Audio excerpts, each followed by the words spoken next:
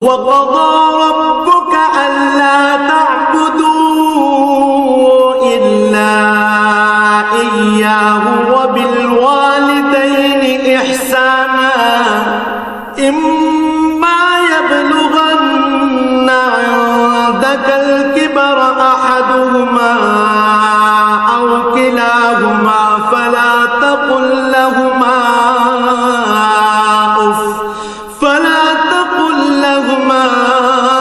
أُفٍّ وَلَا تَنْهَرْهُمَا وَقُل لَّهُمَا قَوْلًا كَرِيمًا। তোমার মালিক আদেশ করছেন, তোমরা তাকে বাদ দিয়ে অন্য কারো ইবাদত করো না এবং তোমরা তোমাদের পিতামাতার সাথে সৎ ব্যবহার করো। তাদের একজন কিংবা উভয়ই যদি তোমার জীবদ্দশায় বার্ধক্যে উপনীত হয় তাহলে তাদের সাথে বিরক্তিসূচক কিছু বলো না।